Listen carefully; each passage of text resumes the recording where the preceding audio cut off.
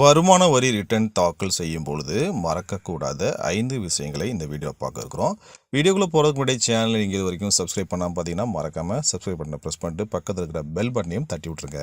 மாத ஊதியத்துக்கு வரி செலுத்துவோர் வருமான வரி கணக்கு தாக்கல் செய்யும் பொழுது சில முக்கிய காரணிகளை கவனித்தால் தேவையற்ற அபராதம் மற்றும் சட்ட நடவடிக்கையிலிருந்து தப்பிக்கலாம். வருமான வரி ரிட்டர்ன் தாக்கல் செய்ய ஜூலை 31ஆம் தேதி கடைசி நாளாகும். வருமான வரி ரிட்டர்ன் தாக்கல் செய்வோர் தேவையான ஆவணங்களை தேடி எடுத்து வைக்க வேண்டும். எவ்வளவு விரைவாக முடியுமோ அவ்வளவு விரைவாக வருமான வரி ரிட்டர்ன் தாக்கல் செய்ய வேண்டும். பொதுவாகவே வருமான வரி ரிட்டர்ன் தாக்கல் செய்யும் பொழுது தேவையான விவரங்கள் மற்றும் ஆவணங்கள் என்னென்ன என்பதை தெரிந்து வைத்துக் கொள்வது அவ்வேலையை மிகவும் எளிதாக்கிவிடும். வருமான வரி ரிட்டர்ன் தாக்கல் செய்யும் முன் நமது ஆதார் எண்ணுடன் பேன் எண் இணைக்கப்பட்டிருக்கிறதா என்பதை மீண்டும் உறுதி செய்து கொள்ள வேண்டும்.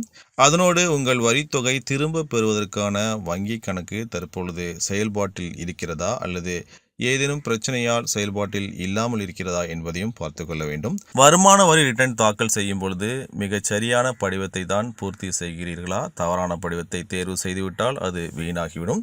மீண்டும் வருமான வரி ரிட்டர்ன் தாக்கல் செய்ய வேண்டியது ஏற்படலாம்.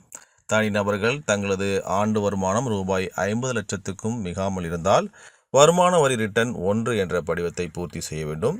இந்தியர்கள் அல்லாதவர்கள் ரூபாய் 50 லட்சத்துக்கு மேல் வருவாய் ஈட்டுவோர், சூதாட்டம் போன்றவற்றின் மூலம் வருவாய் ஈட்டுவோர், பங்குச்சந்தை முதலீடுகள் மூலம் லாபம் ஈட்டுதல், பட்டியலிடப்படாத பங்குகளில் முதலீடு செய்யும் போது ஒரு வீட்டை தவிர பல சொத்துகளிலிருந்து வருவாய் ஈட்டும் போதும் அவர்கள் ITR 1 படிவத்தை பூர்த்தி செய்ய முடியாது.